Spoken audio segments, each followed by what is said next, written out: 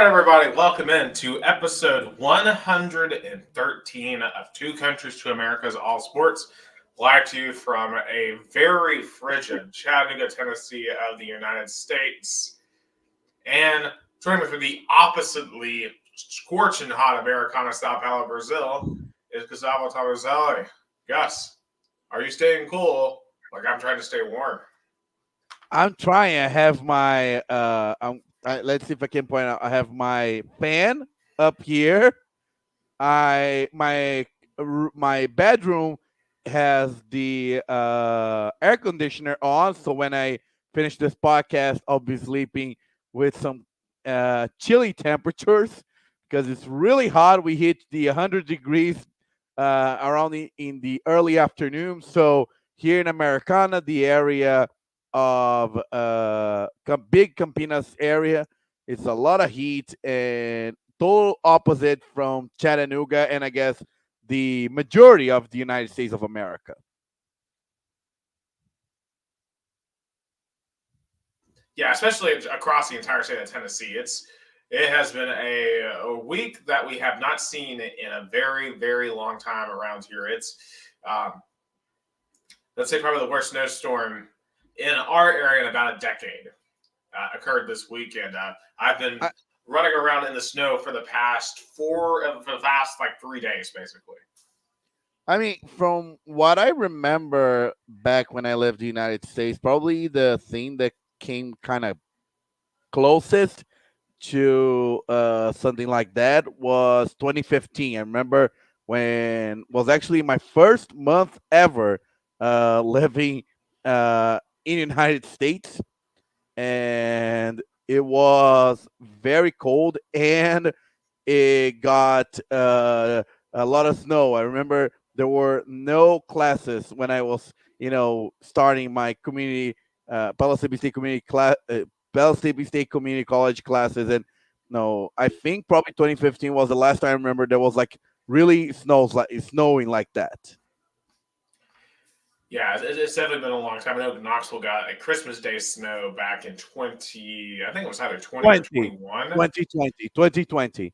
I was Yeah, still there. Yeah, 2020. But yeah, it wasn't. that's But it that's wasn't. special to get a white Christmas. Oh yeah, very much so.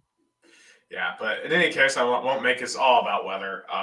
If you want to check out some of my snow coverage, snow pictures, check out news2wdf.com.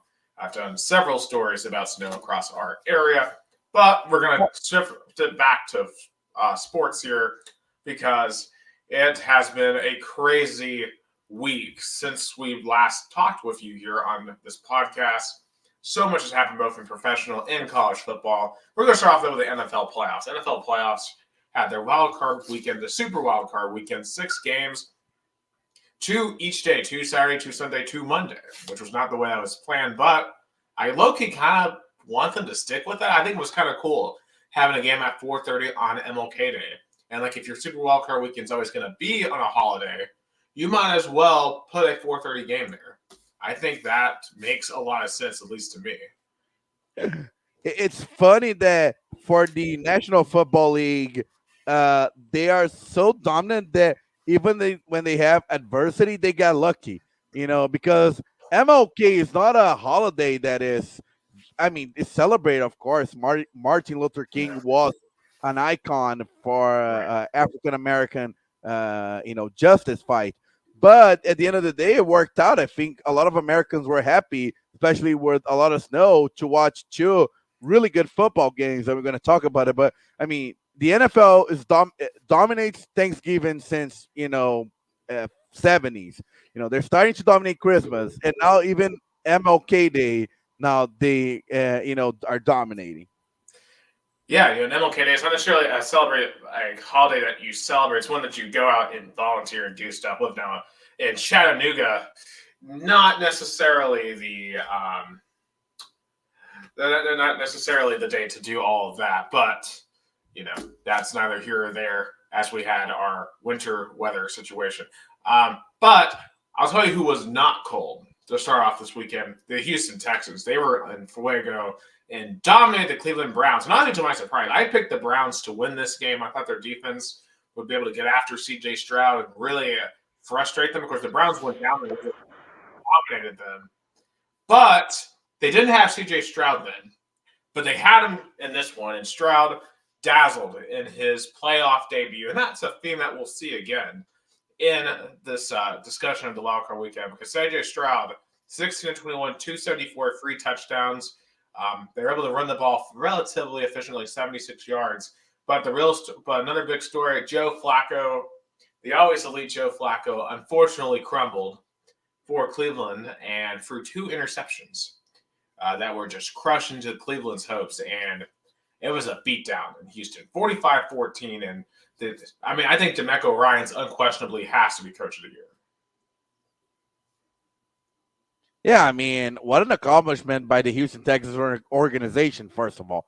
Because if you think about it, at the end of last season, fans were questioning that they won their last game in, I believe, like one of the was like a end of, and by the end of the game, there were like a call that they could have, not go for it. They did, and they won, and they didn't got the number 1 draft pick, and there were a lot of criticism about it. But at the end of the day, it worked out because they got a really good quarterback, C.J. Stroud, who, by the way, no-brainer for Rook of the Year, right? I think there's no discussion.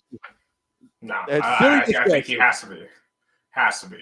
Amanda Will Anderson's been great. I know. Who else? I mean, Jahmyr Gibbs has been really good, but you have to choose Stroud. And Stroud has single-handedly changed. Well, not single-handedly, but he has been a huge part in why Houston is all of a sudden a legitimate contender, and now why they're playing in the divisional round after a year where they won 3 games. Like, everyone thought Houston was a multi-year rebuild project, and they are so far ahead of schedule. It's crazy. They are playing with house money this weekend at Baltimore, and we'll definitely talk more about that game here in a little bit. But for Cleveland, I think they did as much as they could with their quarterback situation. I guess for them, you're stuck with Deshaun Watson's contract for now. Do you have any confidence Deshaun Watson can come back? And if not, then you're going to have to figure something out there. That's not going to be easy because you put so much of your capital into Watson. Yeah, when they made that decision, when they made that trade, I mean, by the way, the Houston Texans really benefited from that trade. No question, they won that trade. Clear winner. The clear winner of that trade. I mean, not even close. And we'll see another trade. Talk about another trade that had a pretty significant impact on this week as well later. But I mean, for Cleveland, just a disaster. It's a terrible decision by the Haslams. Once again, Haslam's making mistakes. It goes like Pete in a pod. But I mean, I think Joe Flacco made his probably last good run in football. I think he should be probably really close to retire. I mean, yeah. I think a discussion I want to have in the offseason, which is, does Joe Flacco deserve to be indicted into the Hall of Fame? Because he's a Super Bowl winner. He's a Super Bowl winner. But, I mean, I see him in how I see like Trent Dilfer, right? Like, he's a Super Bowl winner too. And just because you're a Super Bowl winning quarterback just should not mean you're automatically in the Hall of Fame. Like, he doesn't, I don't think it really... And both won with the same organization, by the way. Oh, it's literally the same organization. Like, I mean, Joe Flacco made some big throws in that run, clearly. But I wouldn't say Joe Flacco was like the number one reason why Baltimore won that Super Bowl. And outside of that, he was never really truly elite for multiple years at a time. I don't think you can justify him being in the Hall of Fame, personally. But, I mean, it's still a good run. I'm glad and it's impressive that he came back and played as well as he did for the Cleveland Browns. So hats off to him. Unfortunate that it didn't end up well. But clearly, they're going to have to figure something out at quarterback, either Watson or something else. And if it's something else, that could be brutal for the Browns moving forward. And also, can Nick Chubb come back? Or, after his second torn ACL, is he just done? Like, it's hard to come back from one ACL for a running back, let alone 2. Oh, for sure. No doubt about it. And, Cleveland is the kind of point that they have a really good coach, with Kevin Stefanski. I mean, he's doing a remarkable job. He's a 4th-string quarterback, and Probably gonna figure out if he's gonna have to make Deshaun Watson situation work. Because with all the cap and all the situations, I probably would see Cleveland sticking with Watson, but the fans want to see them going to at least the NFC Championship. They already won a playoff game that they haven't done in forever in 2020. This year they made up the playoffs despite all odds and injuries.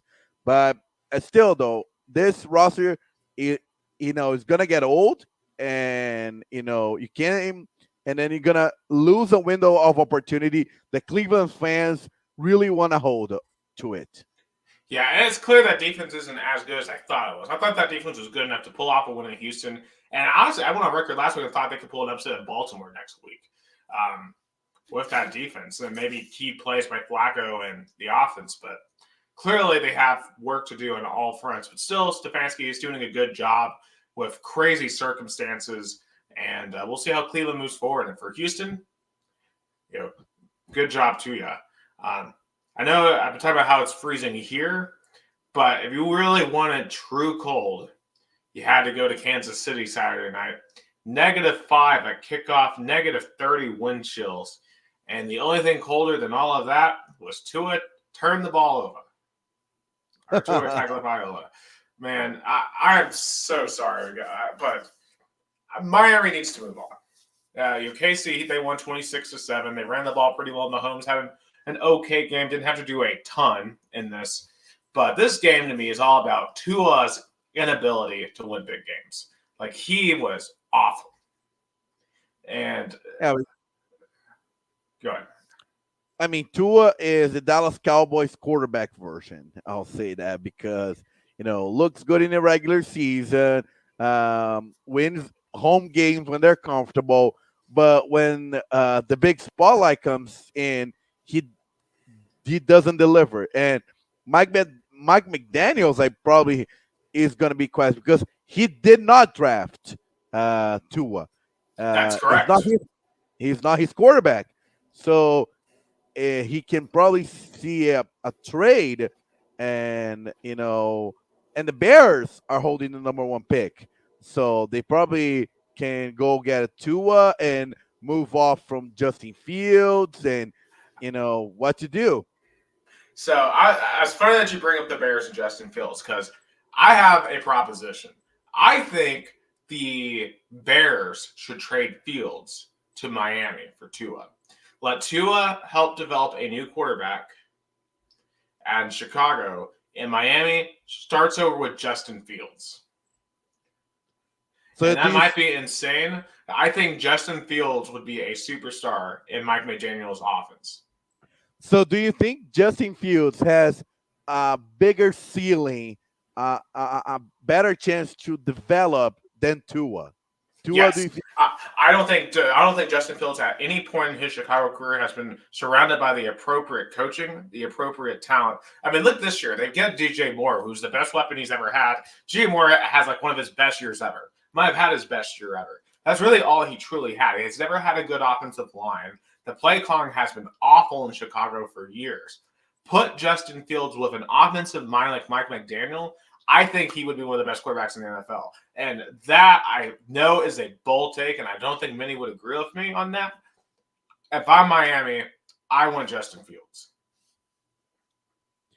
I mean, it's a good discussion that we're going to have definitely after February between the Super Bowl is done and the NFL draft, because then the drama begins in the offseason and the rumors.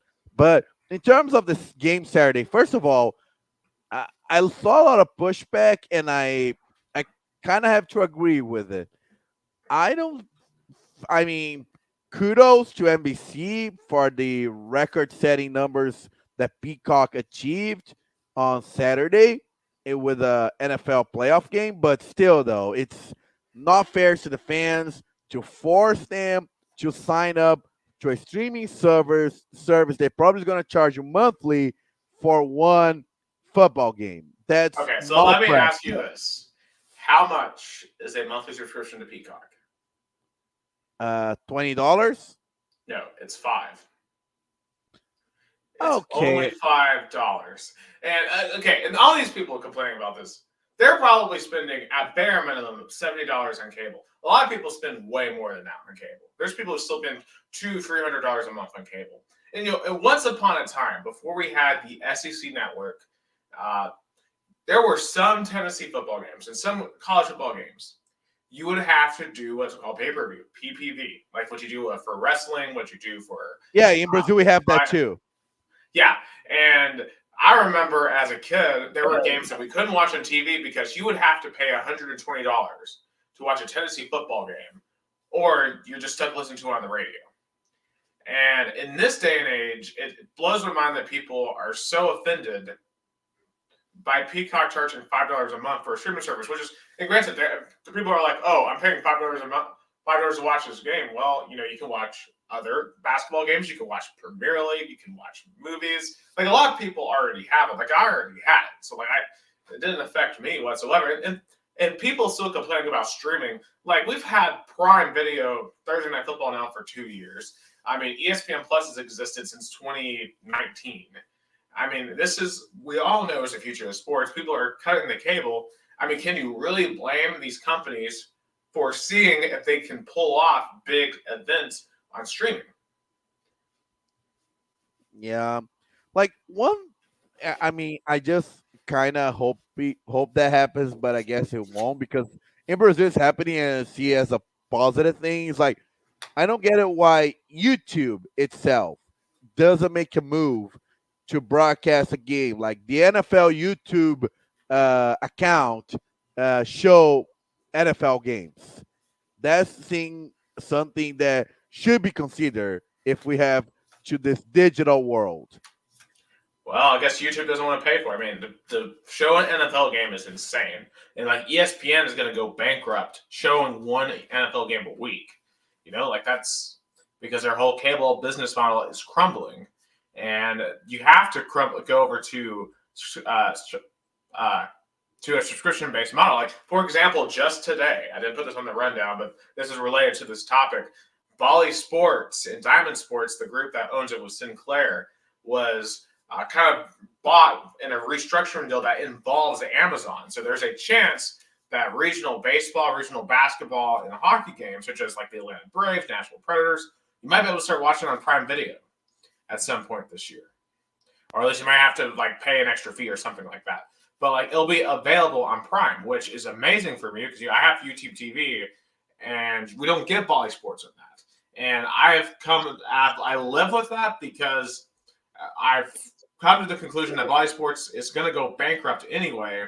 So I'm not going to pay extra for it now. I'm just going to wait until it goes away or it gets bought up like it did today so I can get an easier access to the product that I want. Because the problem with cable is it's so archaic that the product is behind just these insane paywalls, much more insane paywalls. Like to watch Bally Sports, you have to pay, at the bare minimum $70 a month or more for a cable package. If I could just get that alone for like 10 or 15, that is so much more palatable. And it's that way so I don't have to pay for like the Lifetime channel and AMC and stuff that I'm not going to watch. Yeah, that's fair. I guess that's true because it's funny how in Brazil it's totally different. I know we kind of change topic, but it's something a good discussion because in Brazil is going different. YouTube is getting more and more to be a heavy player in this streaming sports market. They already broadcast now more than ever the state championship, which is the best state championship in Brazil. They broadcast the FIFA Club World Cup last year, the World Cup in 2022. I mean, the national tournaments is still under the biggest TV in Brazil, global. But I mean, I probably can see a change for social media platforms getting more and more, space into streaming sports in Brazil. And because the thing is that the streaming itself, I think, ESPN has Star Plus, but basically they show the games that their own ESPN have. They don't have like many exclusive games on Star Plus, the ESPN Plus in Brazil. Amazon, they broadcast the Brazilian Cup, but they have some few games that are exclusive, but the final they share with the other broadcasts. But I probably, think that it's an interesting market. But nevertheless, congratulations to Peacock on setting the record on a streaming sporting event. Absolutely, and that's just the way of the world. That's the way of the world, literally everywhere, and it's going to. I mean, it's just the way it's going to go, and people have to learn to live with that. And I just don't understand the hoopla that resulted from it. And like people are like, "Oh, if I'm paying extra for this, why is there still advertisement?" Well, why is there advertisements on a cable package? Yeah, I mean, like they got to pay those salaries somehow. Like Patrick Mahomes gets paid $240 million a year. How do you think they pay that? yeah. So I don't understand. Like we're now complaining about ads. Like it makes no sense. In any case, though, Kansas City clearly was the better team here. Miami just totally bottled their season, just awful into the season. They need a new quarterback. KC got a pretty big game on Sunday. We'll talk about that in a little bit. Okay, next up, moving on to the next game on Sunday. Man, this one. How about them Cowboys? Oh my gosh. They were undefeated at home all year long. And they let the youngest NFL team in the Green Bay Packers come in and embarrass them. The final score was 48-32. That doesn't even indicate how much of a blowout this thing was. Where do we even start? First of all, how the media how did we miss that? How we were so fooled into think that the Cowboys in the biggest spotlight were shrinking. That's the team for 29 years. I mean, next year they're going to celebrate the 30th anniversary without making to the NFC Championship. Like that's, I mean, the discussion is right now: is the Dallas Cowboys in the world in the last 3 decades the franchise that is the richest but has the consistent failure? Because if you think about it, like annually, Forbes does their most valuable, sports team or franchise, and the Dallas Cowboys always in the top 5. But all those, like, I'm not gonna pull up, all those top 10 teams got titles not a long time ago, and the Cowboys again another game to make it the NFC Championship. It's inconceivable how one of the richest, most popular franchise in the United States of America failed their fans again. I mean, for all the hoopla about America's team, they just every single year, like Green Bay owns them. I mean, Jordan Love, you got to give props to him. He played a very efficient and amazing game, made the throws that he needed to, and just looked like the veteran quarterback out there. Meanwhile, Dak Prescott, Dakota Rain Prescott. Yep. Oh, no, it's actually Rain Dakota Prescott. That first half, for a supposed superstar quarterback, was one of the worst I've ever seen. I mean, this dude was so off target with CeeDee Lamb. Like, those two were in each other's face in the first half. And then the pick six that he threw. My gosh, the pick six that he threw. I mean, I don't know how you don't see that coming, especially as a veteran. And, and throughout the entire regular season, he was so confident in the pocket. And in this game, he just didn't. He lost all confidence. And if you're Dallas, I think you look at that and you realize you can't win with him. You just can't win with that guy because you need someone who's going to get into the postseason and be calm and make the plays you need to make. Like what Jordan Love did, like what Mahomes does, like what Aaron Rodgers used to do. I mean, I know Aaron Rodgers is the only one who won Super Bowl, but most of the losses weren't his fault in Green Bay. this is on. Well, this is not just the offense. Clearly, I mean that defense. I mean the Dallas defense is one of the best in the NFL. What in the heck was that? Aaron Jones had 2 touchdowns rushing all year. He had 3 and 118.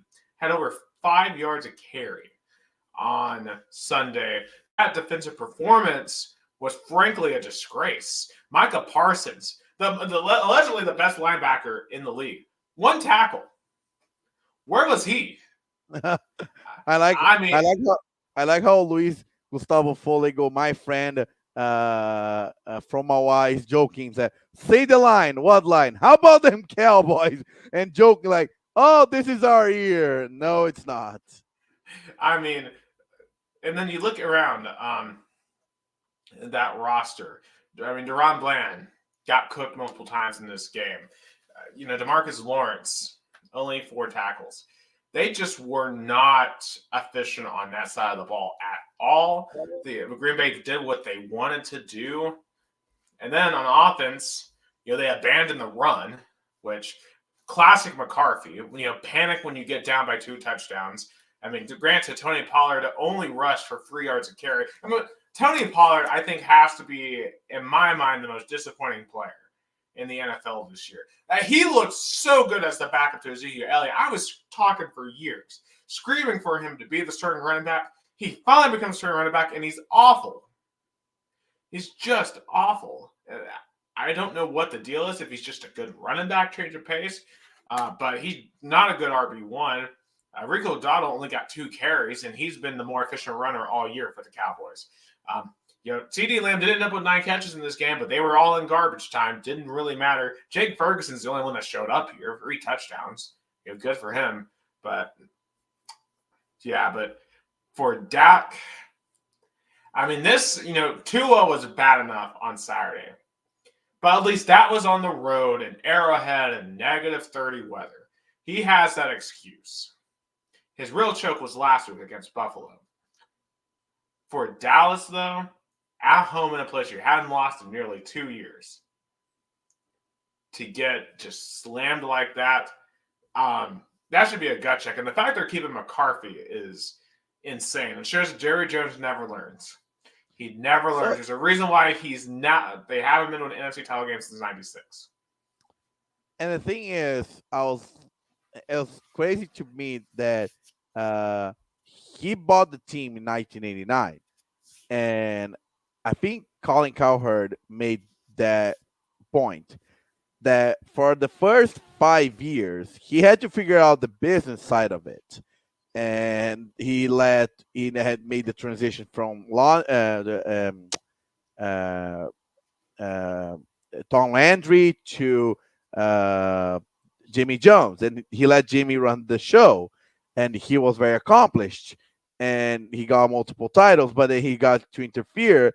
And when he got the title with Barry Switzer, he was like, okay, I can do it, my way. I'll find a coach that will work it out.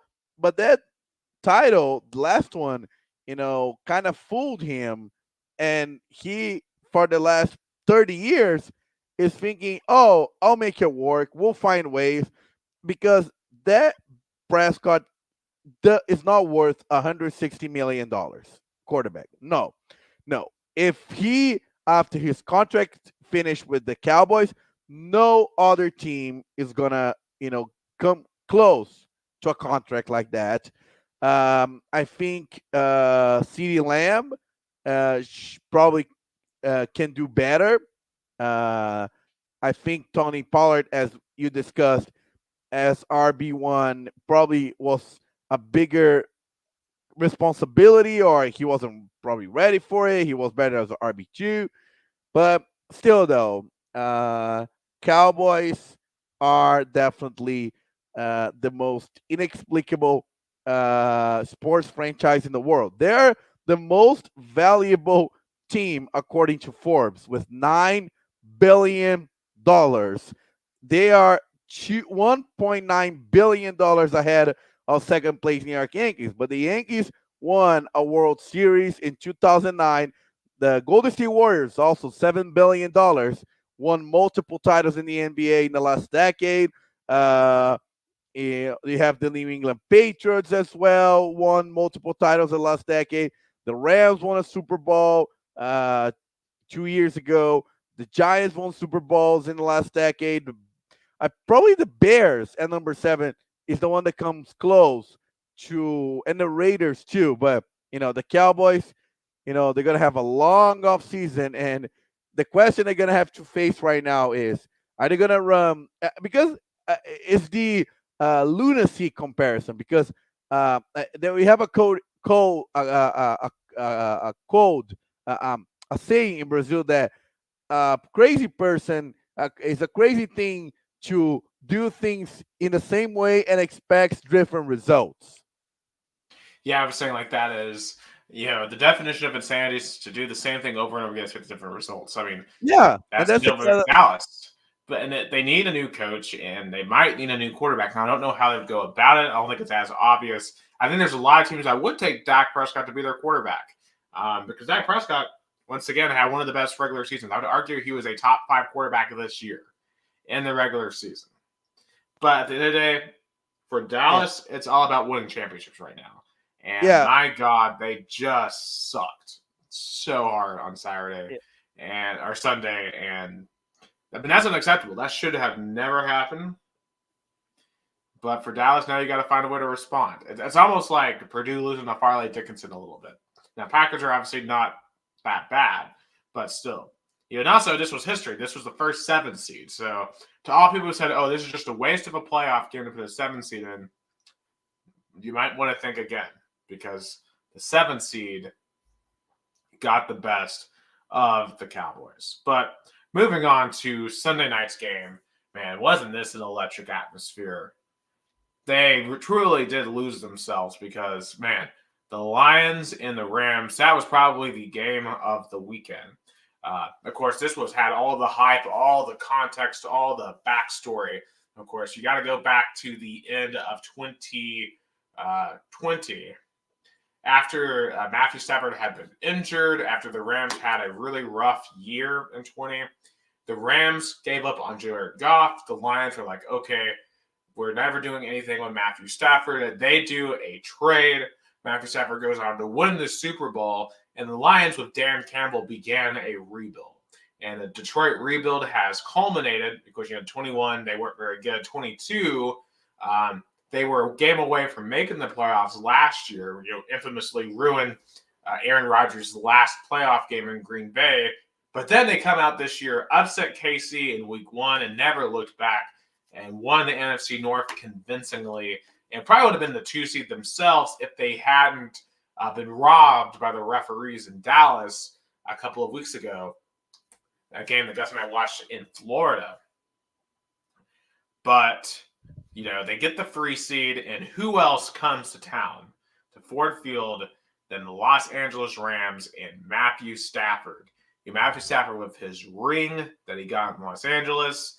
And this game had all the pressure in it for Detroit. And I picked the Rams before this game because I just wondered if the Rams could handle it. And there were times this year where I really questioned Dan Campbell's decision-making, and Sean McVay, I've seen him win a Super Bowl. And this game was very even. Detroit came out and got hot. An amazing start. The Ben Johnson's play calling was super, super effective. But, the Los Angeles Rams, they didn't quit in this game. They chipped away. We had a close defensive battle in the second half. Matthew Stafford had an excellent game, 367, 2 touchdowns, no interceptions. Puka Nacua had nearly 200 yards receiving in this game. I mean, Puka Nacua, if we're talking about Rookie of the Year, yes, it should be C.J. Stroud, but Puka Nacua is a close second. Yeah. He's a close second because Nacua, what he did this year, unreal. But go ahead. No, and another interesting point about the Detroit Lions is how fate worked in that way. Because if they would advance and Dallas would advance, they would have probably would have to go on the road. But by the magic of the NFL gods, because of all the shambles and all the meltdown the Cowboys had, they're gonna have another home playoff game because of that. It's cosmic justice for what happened. It's 100% cosmic justice. The Cowboys didn't deserve that 2 seed, and they got what they deserved for it. And this game, I mean, that couldn't be anyone happier in that locker room than Jared Goff. I mean, this is a guy that was much maligned. Of course, he took the Rams to a Super Bowl in 2018, had an awful game against the Patriots, and was kind of written as a cast off, like, oh, this guy's a bust. He's never going to do anything. Let's just ignore the fact that he got a team to a Super Bowl. But he played a very efficient game here. Didn't really get a ton of help in the rushing game. Montgomery and Gibbs each only had 57 and 25 rushing. So he had to do a lot of the heavy lifting. And he found he had some big throws when he needed it, especially on the last big play of the game where he found Amon-Ra St. Brown for a first down on a crucial third down. Just Detroit, and like really their defense. Their defense, I feel like, has had issues throughout the year, but they really stood up and only held LA to 6 points in that second half. And they found a way to get it done. I thought that entire second half, the other shoe is going to drop. The Cinderella run's going to end, and LA is going to find a way to steal this game. Because it felt like, you remember like 2015, Tennessee, Oklahoma, for example. Like Tennessee had all was resurgent, had all the energy in the building, but then they collapsed under the pressure, under their own pressure. Because everyone's like, oh, we're going to beat Oklahoma. But that team just kind of melted down in the second half. I thought something similar was going to happen to the Lions. Me too. I bet that the Lions would have won the first half as they did, but they were going to collapse in the second half. So I put money on that too. They did not, and you have to give credit to Campbell. You have to give credit to that culture. That culture is super strong, and let everyone tell you that NFL culture does not matter.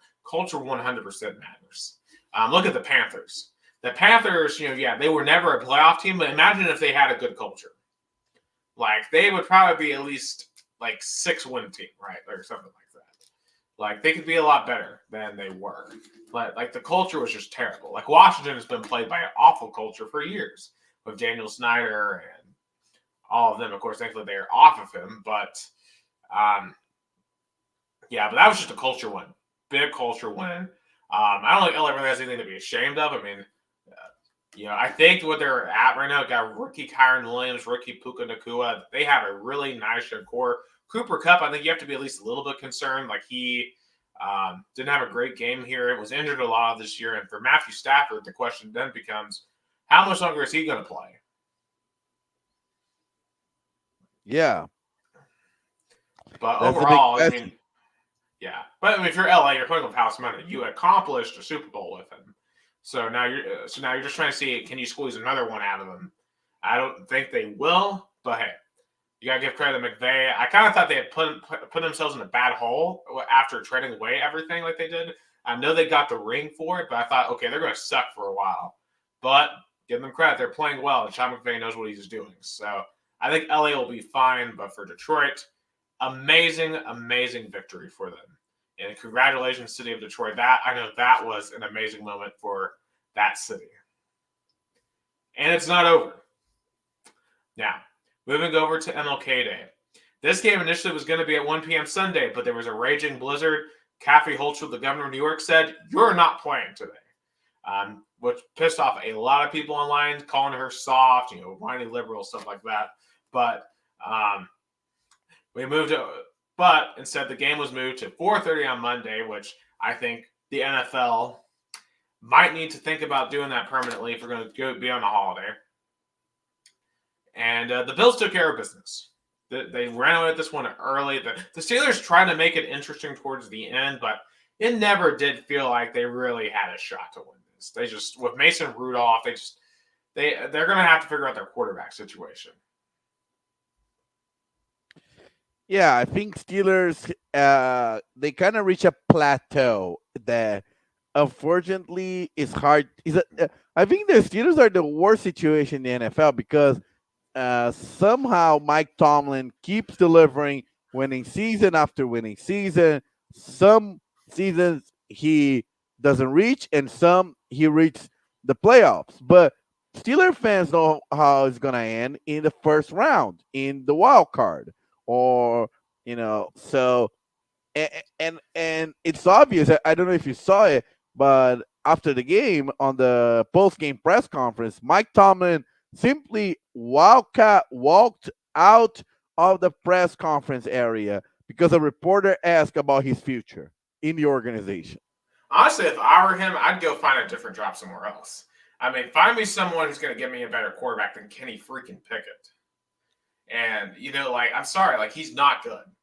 And then you put me in a situation where I've got to choose between Mitchell Trubisky and Mason Rudolph. Like you're not going to win a championship with that. Like the Steelers being 10-7 and in the playoffs with Mason Rudolph, that's impressive. That's very impressive.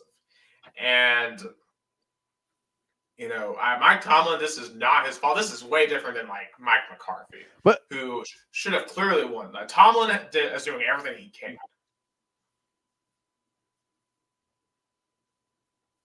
So I don't know. don't buy I'm gonna have to disagree with you. Okay, what coach would have done better with this roster this year? First of all, shout out to my mother. Hello.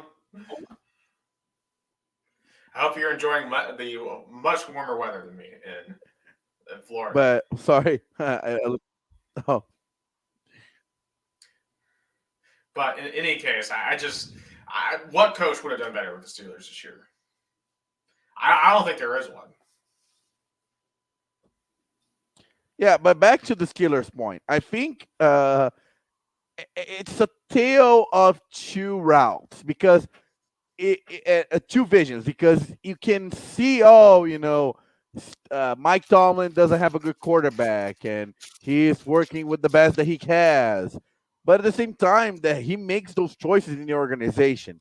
He's been there for like almost 20 years. So he, I guess, runs the football department in the Pittsburgh Steelers at this point. So the choices in quarterback, for example, he runs through it. So I don't see this, poor Mike Tomlin working with what he had. Like, for example, Mike McDaniels is working with what he had. Mike Tomlin is not. I mean, I guess I could see that point, but still, even with that being said, the Steelers had no business being in the playoffs this year, and they were. I do think they need a new quarterback at some point, whether it's this year, next year. But as long as Tomlin wants to be there, I think they should let him be there. I mean, he has a Super Bowl championship. They've been literally a winning season every single year. That's insane. Just an insane level of consistency. And I get that for Steelers fans, it might feel like mediocrity. But still, there's a lot of franchises that would give organs to be where the Steelers are. So I think that they should be totally. I think you should stick with Tomlin, in my view. For the the Bills. I obviously solid performance. I would be a little concerned because I feel like they should have won this by a lot more than they did. They weren't dominant in this game, and we know who's coming to Buffalo this week. And we'll get to that in a few minutes about who's coming to Buffalo. And I think they're going to have to play a lot better than they did on Monday to win that game against the team coming from Missouri, the red team, with a certain quarterback that has been your nightmare since the past few years, since you've had this rivalry between Mahomes and Allen and all of them. But overall, you did what you needed to do and got the dub. Yeah, definitely.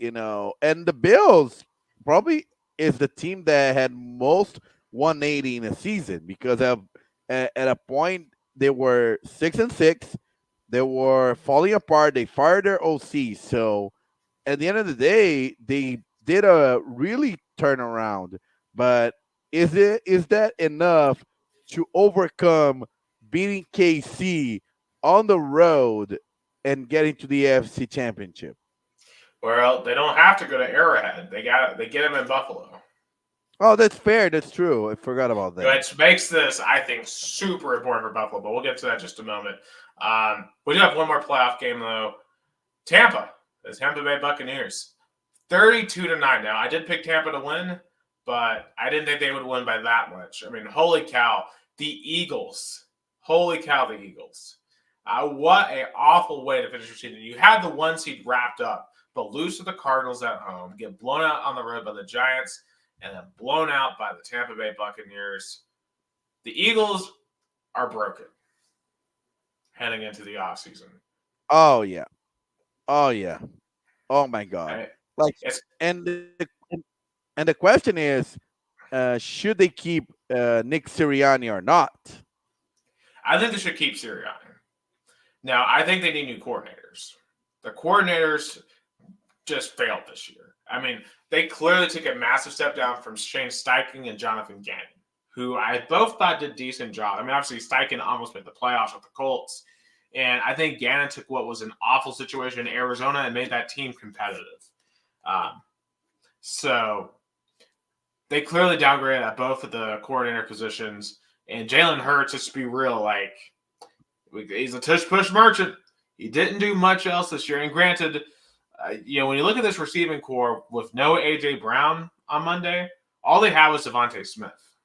Everyone else, an ancient Julio Jones, not going to do you anything. Kez Watkins not going to do you anything. Olamide is the case.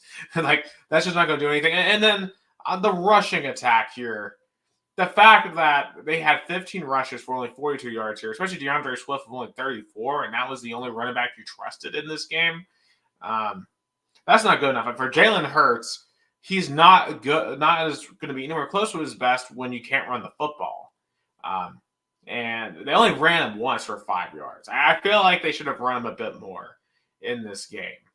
Just the offensive identity for the Eagles is broken right now. They need to go back to what they did last year. They were very balanced running the football. They were able to get Jalen Hurts a lot of play action shots, and they just weren't doing that at all this year. So just awful. Yeah, I agree with you. I totally believe they have to find a new identity, but I think and defensively as well, like they got just demolished as well. Yeah, so a lot of things they have to fix in the offseason. Yeah, but hey, shout out Tampa, shout out Baker Mayfield. What a great performance for him. Going to a 36 free, 37 free touchdowns. This is his second playoff win. Remember, he had a great performance in Pittsburgh a few years ago to win a game there, and won this one as well. So just good for him. And I think that performance like that guarantees he'll be a starter either in Tampa or somewhere else next year. So I'm glad that he's going to prolong his career. They had a very balanced attack rushing the football. Rashard White ran for about 4 yards to carry. Decent performance. And they really were able to spread out the football. It isn't just the Mike Evans show. Cade Otton, 8 catches, 89 yards. Very solid night. And defensively, that was a great performance against a team that's kind of flailing. And now they get to head to Detroit. But yeah, and they have nothing to lose because all the pressure's on Detroit. They won the Super Bowl 3 years ago, and and they're on the road, so all the pressure is on Detroit. Tampa is playing with house money. Oh yeah. Okay, let's get into some of the wild card games. Oh yeah, and also one thing on the Eagles. Shout out to Jason Kelsey. He retired after the game. Obviously, great career, 13-year career, multiple times over All Pro, a Super Bowl champion. Obviously, being a part of the Kelsey family, just one of the most popular players. Probably as popular as a center could possibly be for Jason Kelsey. Just the extra ton of consistency. And I'm excited to see what he does in his post career, because obviously he still has his podcast with Travis Kelsey, who obviously is a superstar now because of who his girlfriend is, and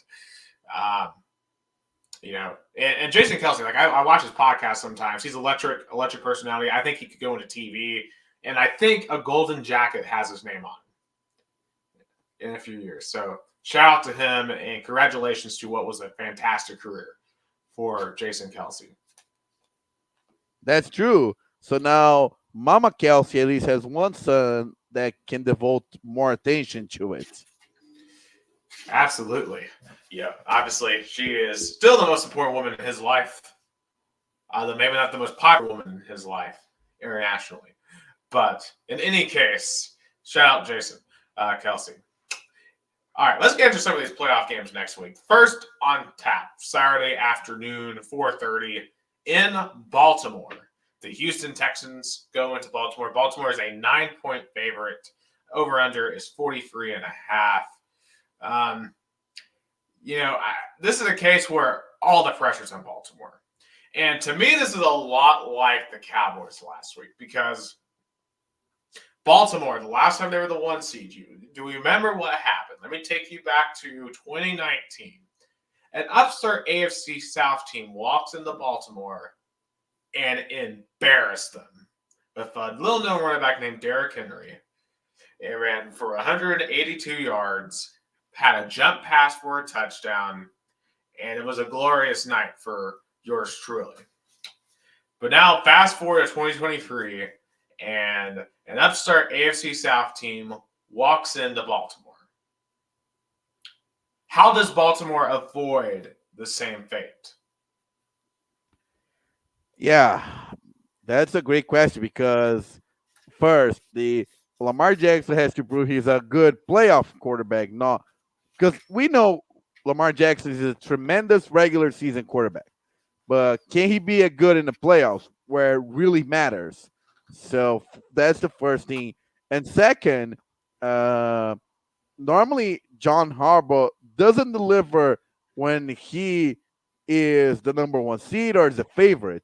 Normally he likes to be underdog like he was in that entire 2012-2013 campaign. So I think the Ravens fans really coming to this game confident but a little skeptical. Yeah, I mean, also, I have to wonder as well because the starters did not play 2 weeks ago in that game against Pittsburgh. It'll be 3 weeks since the Ravens together have played a full game. Is there any rest for them? And then also for later that night in San Francisco for the 49ers, will there be any rest for either one of these two teams? Because for the Texans, they're not going to come into this game really with any fear. Like, what's the point of being afraid? You're the Houston Texans. You're not supposed to be here. You're not supposed to be here with C.J. Stroud as your rookie quarterback. You're not supposed to be here with Nico Collins as your leading receiver. You're not supposed to be here with Will Anderson, your rookie being the best defender. You're not supposed to be here for a rookie head coach or a rookie OC or a rookie DC. And I heard someone say this, I forget who said it. Sometimes when you have a team that's so young, they don't know what they should be afraid of. So they just go out there and say, screw it, and they play. They play well. And I think Houston's going to come out and be just the ultra aggressive because there's no point for them not to be.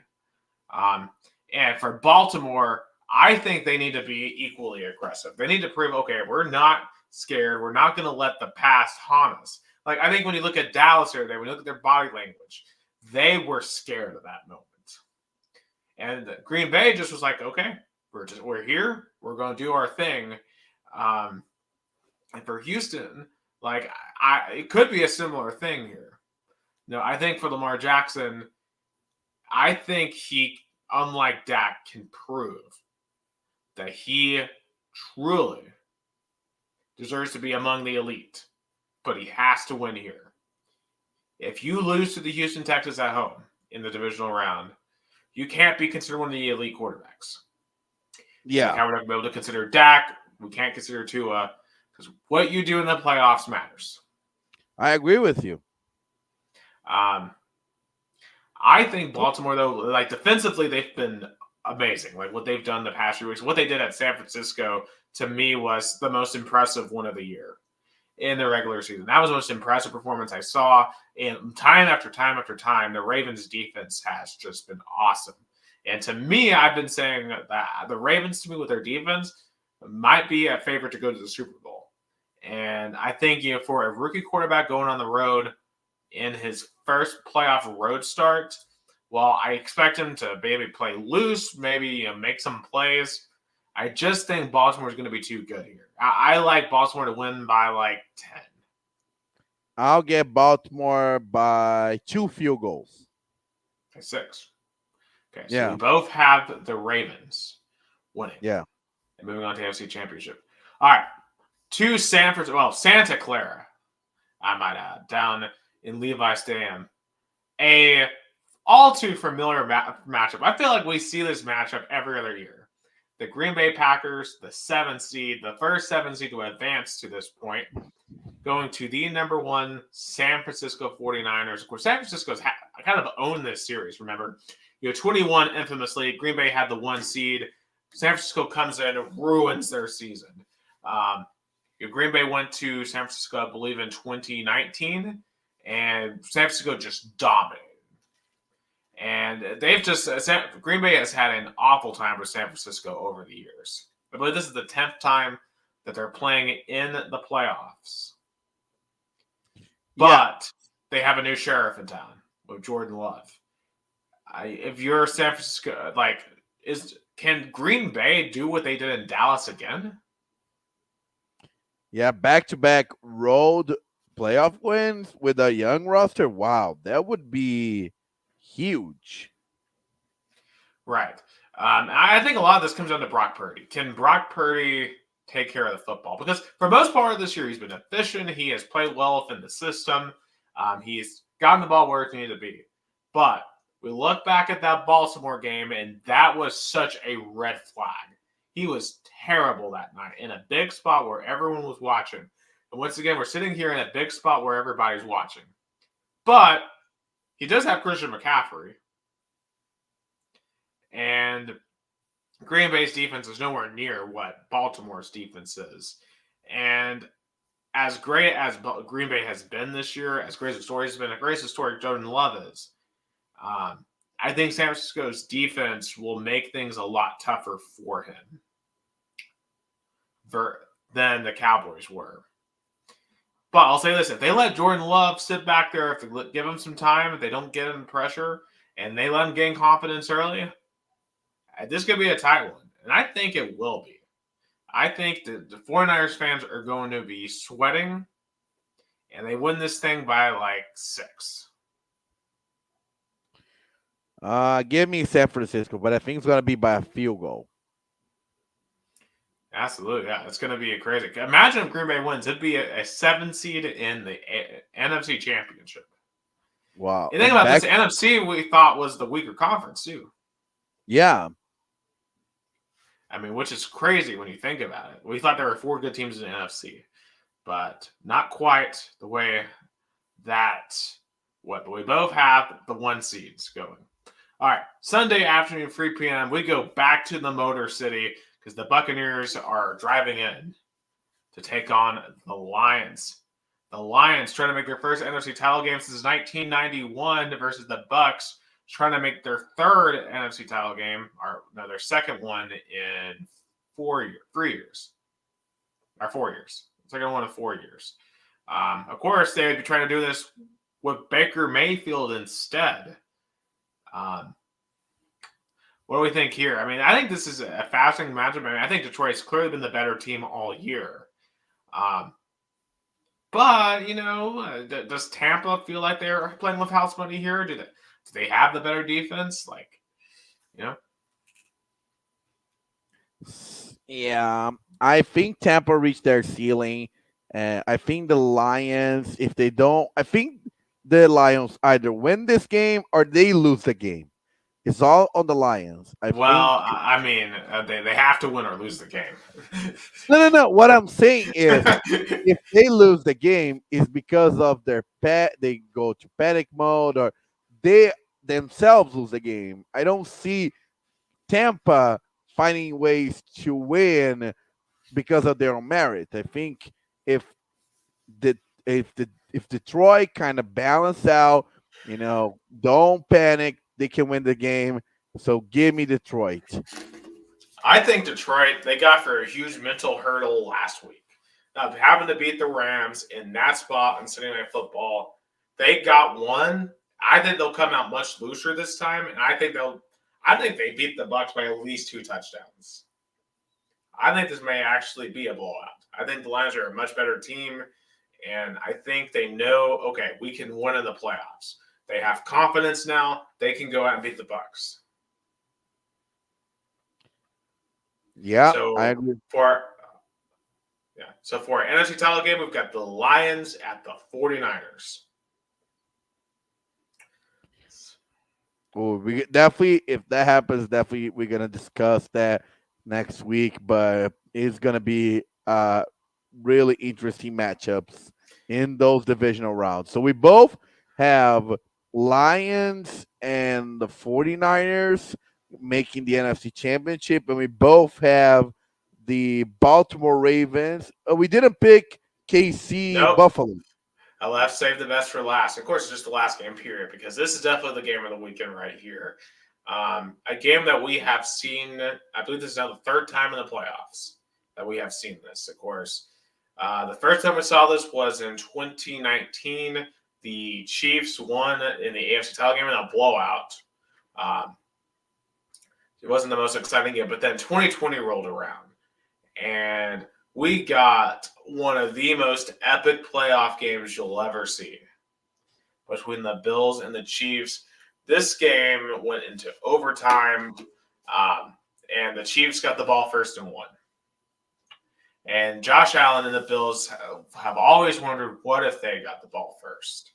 And, of course, it's been 2 years now. The Chiefs have won another Super Bowl since. The Bills have just found ways to disintegrate and choke in the postseason.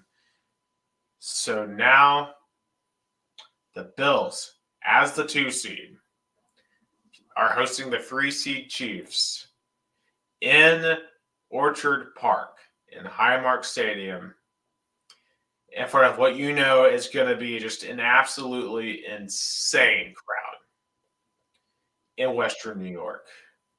And I think this game They are hungry for this game. will define Josh Allen's career.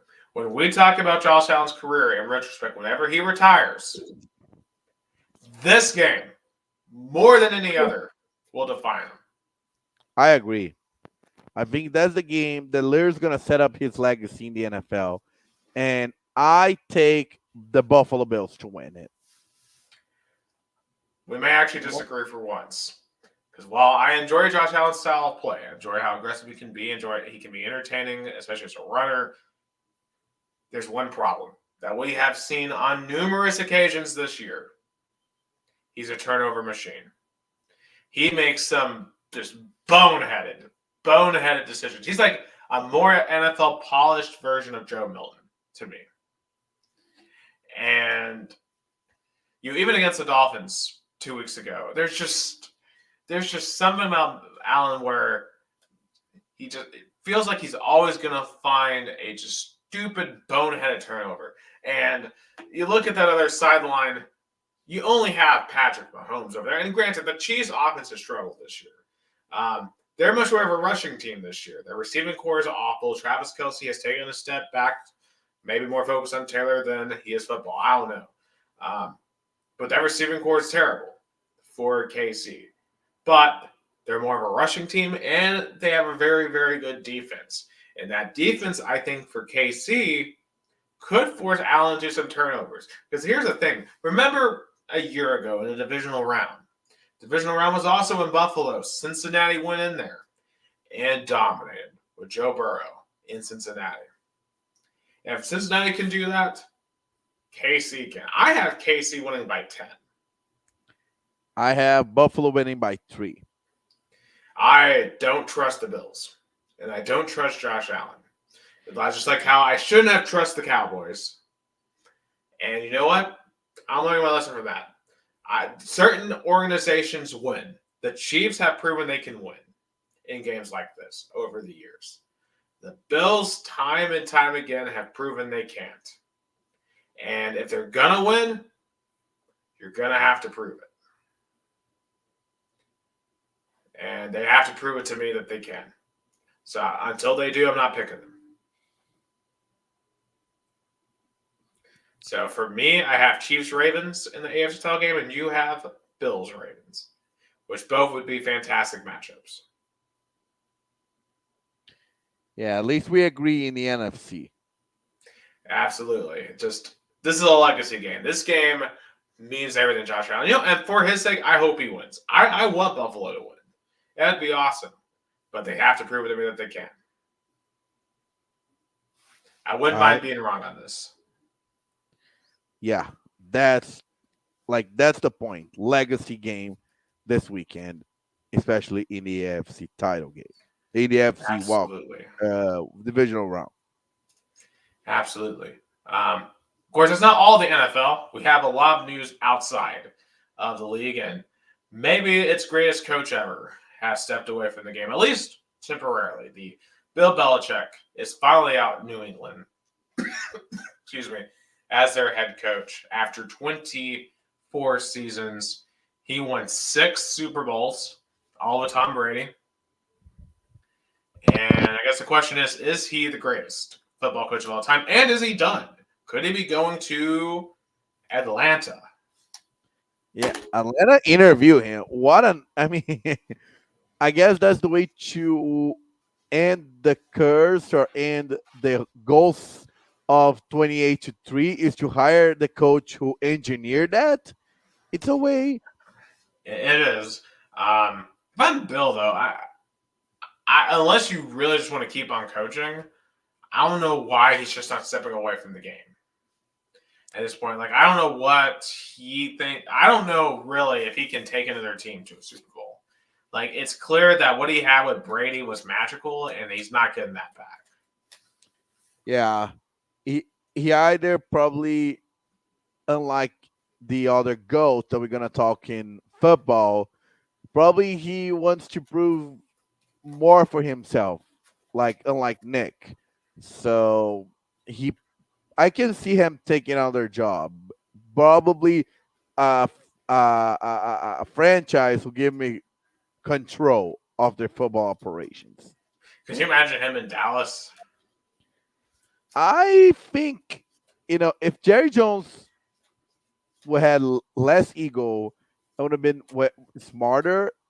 It would have been the perfect job, but he is now gonna forget for it because I mean I was gonna say for next week, but Mike McCarthy confirmed for another season. Congratulations for this insane decision. Insane. But in terms of Bill Belichick, he has a lot of time to think about it. And probably people in Boston, New England, and Massachusetts and other area will always cherish the 6 titles he brought to New England Patriots. Absolutely. And shout out to VFL Gerard Mayer, who is now the head coach for the New England Patriots. The young, very young, 37. Not really sure how he's going to do. I don't think he's really being gifted a good roster here. And as we know, Boston fans are ruthless. So you're not going to get a lot of time up there to rebuild. So good luck to him. I hope he does well. Because I remember him playing in college, actually. He played around 2006, 2007, was a great middle linebacker for the Vols, now the head coach of the Patriots.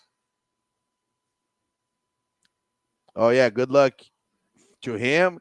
I thought the Patriots was going to go with Mike Vrabel, but congratulations to Mayo for the job. Absolutely. Also, legend going out, Pete Carroll is out at Seattle's HC. He'll be in an advisory role with the organization. And I think for him, Pete Carroll, I don't think he gets talked about enough in terms of his accomplishments. Like he has won both a national championship and a Super Bowl. Like very few coaches have ever done that. And he dominated USC. He had a great run in Seattle. Proved that he could still win without Russell Wilson. Went to the playoffs last year with Geno Smith. Helped revitalize his career. And Seattle was competing for a playoff spot in the very last game that he coached. I think that all things considered, he should be in the Hall of Fame with a golden jacket. Yeah, like I think probably what Pete Carroll did not want it to happen is literally what happened to Bill Belichick. Because if you would remember, Bill Belichick made the playoffs with rookie Mac Jones. And then the second year, he did not make the playoffs, but still looked okay-ish, and then everything fall apart this season. So what Pete Carroll does not want that, or I don't know if the Seattle's front office did not want that, or was a Pete Carroll decision. Like anyway, uh, it was a decision to avoid the team being stale, and now what to do moving forward to Seahawks probably get a revitalizing coach. Absolutely. They're in the middle of their search for a new coach. Jim Harbaugh has been making the rounds and interviewing. Now, granted, apparently he's also asking for a new contract from Michigan after the national championship, including what would be called basically a liability waiver, basically saying you can't fire me for NCAA violations if I don't go and take the Chargers or the Falcons job. Which personally, if I'm him, I would really want that Chargers job. I think he would be amazing with Justin Herbert. Oh yeah, I think Jane Harbaugh, and he does really well in California. Look at San Diego State, Stanford, San Francisco 49ers. So he really knows coaching in California, football coaching California, both in college and the pro. But so I think the Chargers job looked promising. Falcons job, I don't know. I think I don't know. I don't see it. But at the same time, it's Jim Harbaugh has all the leverage. He is fair to ask for this new contract and putting this clauses with protecting him against NCAA violations. Oh, absolutely. And just real quick on the Titans front, we're still searching for a coach. It looks like, honestly, the main candidate now is probably Ben Johnson, the OC for Detroit, or Frank Smith, the OC for Miami, which would be fine with. Although they did request to interview Panthers OC Thomas Brown for some reason the other day, which if they hire the Panthers offensive coordinator, I'm boycotting the team. That would be just F9. I'd be like nuke the organization at that point. Like, what are you doing? Like, I what are mean, you doing? At that This point, might be a winning rule or something. and then you have to consider trading your NFL team, go to the Atlanta Falcons, and making Atlanta your pro city, like with baseball. Sure, that I'll go root for like Detroit or something. I'm not gonna go root for the freaking Falcons. Why would I subject myself to that? One coach that we talked to that I would be kind of okay with is the Bengals OC Brian Callahan. We interviewed him last week. I think he's developed Burrow. I think that could be an interesting decision, especially with young Levis. We also talked to the Eagles OC, which no, I don't want. The Eagles coordinators have been terrible, and they should be fired. Also, we've talked to potentially the Raiders interim coach and Antonio Pierce. I don't know. I had a great season as the interim, but interims have unique situations with each team, and it doesn't necessarily mean it would be a great permanent head coach.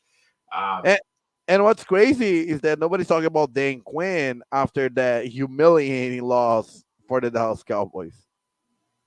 Oh, absolutely. Additionally, the Ravens DC and Mike McDonald, that unit has been amazing all year. I'd be totally cool with it. One guy I don't want is Dan Quinn. Dan Quinn's already been a head coach. That's a retread hire. And frankly, his defense looked awful on Sunday with the Cowboys. I don't want Quinn. He's a playoff joker. Give me somebody young and innovative, like a Johnson from the Lions or a McDonald from the Ravens. If you're not going to go for Jim Harbaugh, and let's ride with that. So, hopefully, we know what we're doing. Speaking of coaching searches and new coaches, we'll switch over to college football because I was sick last week, especially on Wednesday. And I'll tell you this, I was in a malaise all day. But when I saw this come across my phone, the energy spike was unreal. Nick Saban of Alabama, who's been the coach there since 2007, retired. And he gave actually a really, really good interview to Reese Davis on ESPN. kind of explaining why. And he basically said it was time. It was time for him to step away from the game, which, hey, everyone has a time, and it's kind of interesting that he made a decision now. But, at first and foremost, when it comes to Saban, he has been the bane of my existence from my childhood on. I literally only saw the Vols beat him once in 16 tries. At least we got that one. That one was very fun. But you got to give him ups. He had 6 national championships, just dominated the SEC, really forced the SEC to evolve because he came in, rocked it to its core, and left every single rival scrambling. Like Tennessee has been just in a roller coaster because we're trying to find a response to him. LSU has been through coach after coach trying to find a response to him. Georgia got rid of Mark Richt because he went into Athens and embarrassed him and produced their superstar in Kirby Smart. Ruined Urban Meyer at Florida. Like, so many foes stepped up to Nick Saban, and even until his final game, I mean, you had to go through him. Michigan had to go through him to win their national championship. Georgia, even though it felt like they had taken over as the preeminent power in college football, still couldn't beat him in Atlanta. I think he's without a doubt the GOAT. In college football, yeah. And it was funny that he surpassed another GOAT in the 20th century, Bear Bryant. So he went to a football program that already had a legendary coach and became even more legendary than Bear Bryant. So Nick Saban, the GOAT, I saw him really in person in 2019, and he was walking on the field after another Alabama win over Tennessee. So uh, I made a Facebook Live even to talk about it, and he definitely is gonna be in a he. I think even should be in the NFL Hall of Fame. I know it's unfair, but they should do an like because I know in the NFL they only gonna look at his tenure at the Dolphins, and that's fair. He failed there, but I mean he's gonna be the College Football Hall of Fame. That's for sure in Atlanta. Oh, I mean, there's no doubt. First ballot for sure. I just think for SEC football, it's the end of an era, right? Like truly, because like the Texas and Oklahoma coming in next year, CBS is now done, and Nick Saban was the king of that era, of the CBS SEC era, and truly we are entering into waters unknown because now Kirby Smart is, I guess, now the true single power in the SEC, at least established. I mean, Brian Kelly LSU, I think, has work to do, especially defensively. Josh Heupel has work to do defensively at Tennessee. Texas A&M is kind of a mess. Florida is a disaster. Auburn is a disaster. And go ahead. No, I have one memory to bring, but you finish. Yeah, it's going to be a new world. I don't know what Alabama's going to look like now because, I mean, Alabama has been Nick Saban. I'm just curious what that memory is you had. So, as like funny about it, like this new this new scenario in the SEC. It was funny that literally 3 years ago to this day, Tennessee football was entering a new era. Then when they fired Jeremy Pruitt on January 18, 2021, and Philip Fulmer retired Wow, I did not realize it's been 3 years since that happened. today, literally today. I remember we were doing shows on the situation 3 years ago today. And of course, I thank God we found Danny White and Josh Heupel. Because the last 3 years have been some of the best 3 years of Tennessee football I've ever seen. And now they have a chance maybe to further advance with maybe a weaker Alabama. Now, Alabama, I don't think is going to go away. Kalen DeBoer just took Washington to the national title game and has won 112 games. he's coming in to be the new head coach of the Crimson Tide. First and foremost, just when you think of this hire, what do we think of this? I think Bama way to the safe option, a coach that with no big recruits went to the national championship, beat Oregon twice. So they're thinking if with no 5-star recruits, he did that. Imagine with the Alabama brand and recruiting in a higher level. I'll say this: there's initially a concern I would have if I was an Alabama fan. The portal is not going well for this guy because basically what's going on is, when a coach leaves a program, players have a 30-day window that they can transfer back out of. And this puts Alabama in a really bad spot because they're not able to go out and get other players, but everyone else is able to come in and take theirs. And they have so far lost 27 players to the portal, including Caleb Downs, who was a great freshman quarterback with them this year. He's probably going to Pittsburgh, or no, Georgia, rather. And they just have lost several of their receivers, like Isaiah Bond went to Texas. Malik Benson, a young receiver that looked really good, he went to Florida State. They lost some of their quarterbacks, including Tyler Buckner, who went back to Notre Dame to be a lacrosse player. And the depth is going to be a problem potentially for them this year. Now, they still have talent everywhere. They still have Jalen Milroe. But you just have to wonder, are they going to take a step back? Probably they will, but I think Kellen DeBoer can also find some transfers in the Pac-12, especially from the Huskies. And, it's a new era for Alabama football. They're going to have to be a little patient, but I think the program is going to still be relevant, I think for sure. I mean, okay, we also have to ask this. Are Alabama fans willing to be patient? Most of these people have only ever known elite production. This is all they've ever known. They've only known Alabama being the preeminent power. And the moment that they go 9-3 or worse, which in this new college football that we're entering into with Texas and Oklahoma, we could enter into that problem. I think Alabama is so lucky that they can have a down year, but because of the 12-team playoffs, they can still get in. So if there was a year for Nick Saban to leave, was this year.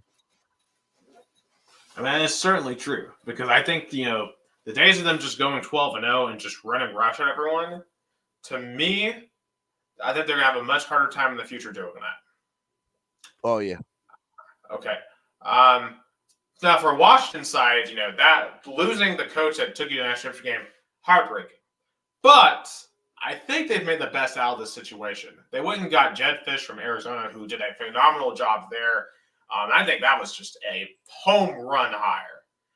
Because what Fish did at Arizona was the most impressive job in the country this year. Arizona was a dead-in-the-water program 2 years ago, and he took them to a top 15 ranking this year. And they were poised to be maybe a top 10 team next year, but, man, just brutal, brutal loss for Arizona.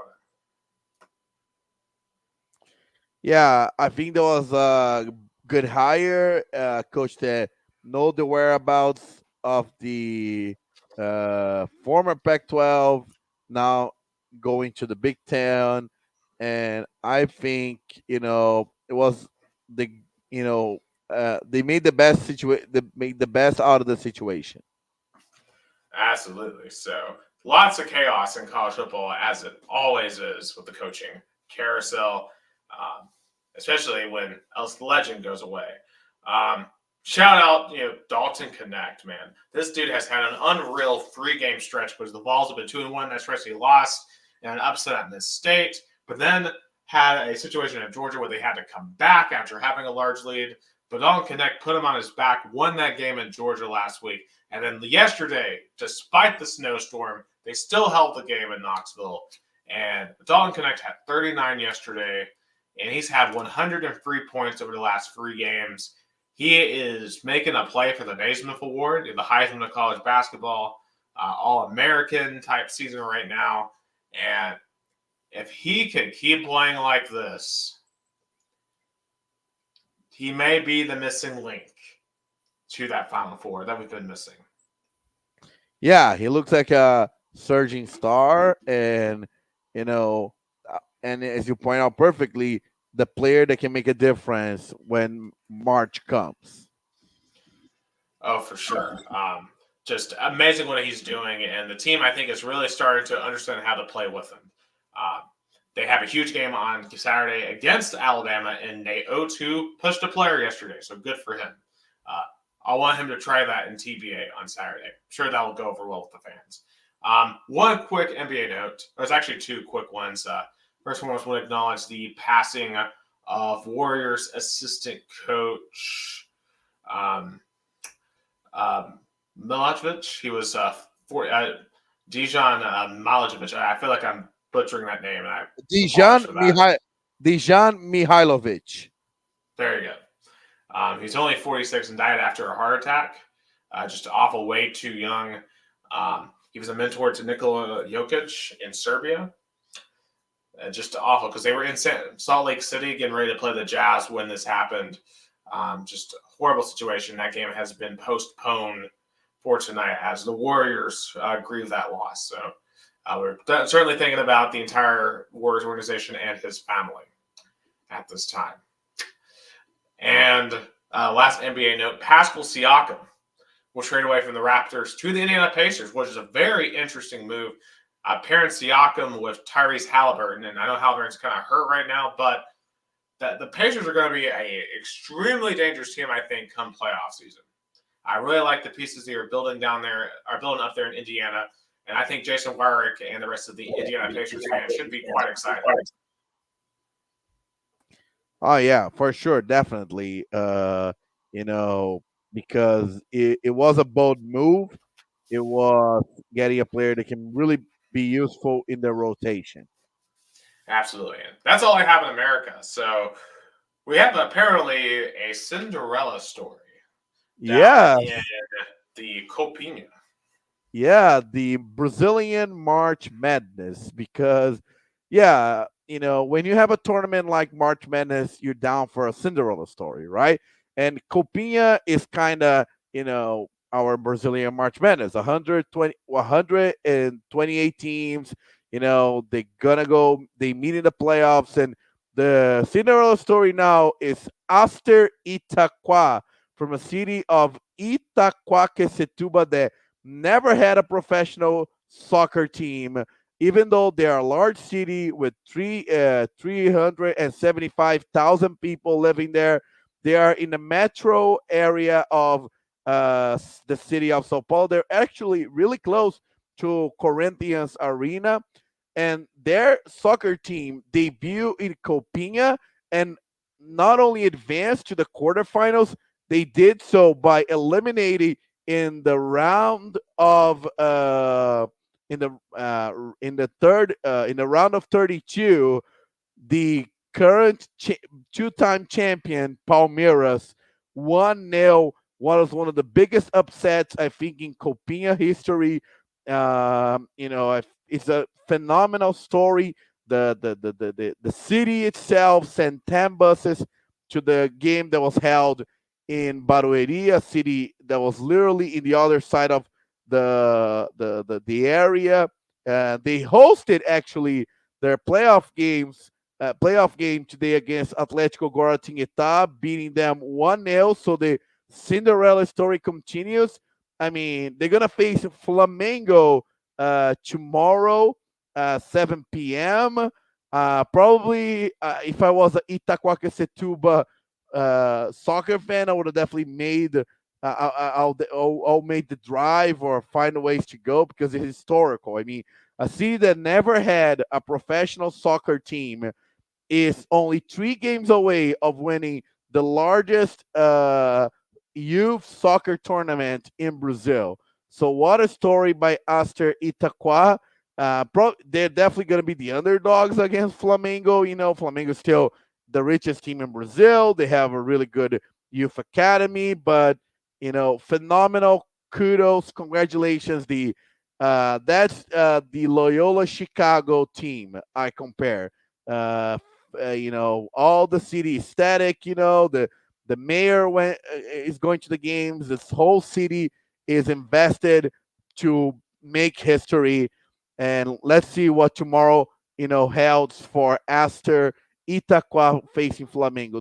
And the rest, Corinthians in the quarterfinals as well, playing today against America Mineiro. Sao Paulo eliminated, but they were playing with they were playing with younger players than the competition allowed, and they were eliminated by Novo Horizontino, who's going to face Atlético Paranaense.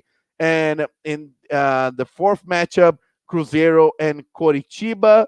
So that's what Copinha is happening. So let's see if Aster Itaqua can keep the Cinderella story going, and Palmeiras, eliminated, but when they were two-time champions and you had that dominance in the tournament, you're bound to be eliminated. Speaking of Palmeiras, the Palmeiras president Leila Pereira hold a press conference with women only press conference. Only female sports journalists were allowed to be in the press conference. Was a bold move. I'll say it's a, like some people say, progressive move. I'm not a big fan of the idea, but she has the right to That's do it. good. I can only imagine an American team trying to do this. Like, could you imagine the outrage? Yes, it probably would have. I mean, some people would. I think in the United States of America would find that progressive, like they did in Brazil. But But like, this could only happen in like the WNBA or the NWSL or something. yeah, Like, you couldn't do this with like NFL or NBA or something like that. I guess because in Brazil, like TV stations are more predominant to cover those press conference, and they have way more female Yeah. staffers in their journalism department. They'll say. Right. But anyway, but she took that Yeah. press conference opportunity to announce that Abel Ferreira is going to renew his contract until 2026. So he's staying in Palmeiras, but for two more seasons for his contract. But we know the world of soccer. If he has a bad season, he might get fired, which I don't think Leila wants to fire him, or a team in Europe or even Saudi Arabia comes calling. I thought he was gonna leave, but he didn't. I was just sad that he stayed a weaker one.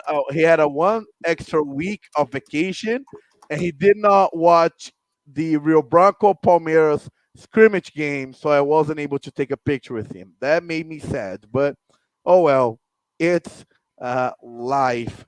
And wrapping up Brazilian soccer real quick, there were some state championships started today. Rio de Janeiro State Championship started. No surprise, Botafogo and Flamengo crushing their opponents. And Paulista State Championship start on this weekend. Palmeiras has the hardest matchup against Novo Horizontino, who came really close to getting to the first division nationally last season. Um, I believe that Corinthians plays at home. I have to I actually have to check because since I'm covering so much of your Bronco, I forgot. So Santos, after getting relegated, play on Saturday against Botafogo of Ribeirão Preto on the road. Sao Paulo play at home against Santo André, and Palmeiras, I said, play in Novo Horizonte against Novo Horizontino. Corinthians hosts Guarani on Sunday. So the kickoff of state championships are in full mode. So finally, there will be professional soccer being played in Brazil after a month of vacation. Well, they better hydrate considering the temperatures. And for Yeah, Santos, promotion or everyone should be sacked again.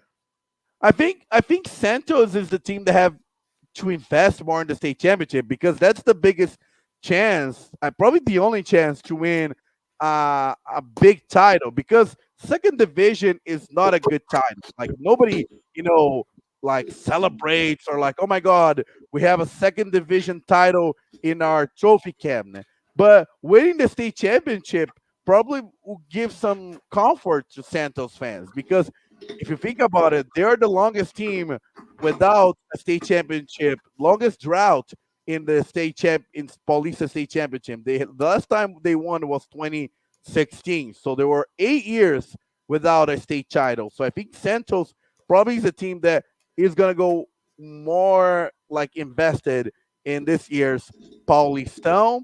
But that's all the time we have. Absolutely. Definitely big football weekend. We can't wait to see more of the playoffs. And the narratives are only going to continue both here in America and in Brazil, no matter how hot or how cold it is. It's like Katy Perry, you're hot and you're cold. So for Gustavo Tomazeli down in Americana, Sao Paulo, Brazil, I'm Nicholas Hill in Chattanooga, Tennessee, the United States. And you've been listening to episode 113, recorded here on January 17th, 2024, of Two Countries, Two Americas, All Sports. Have a good night.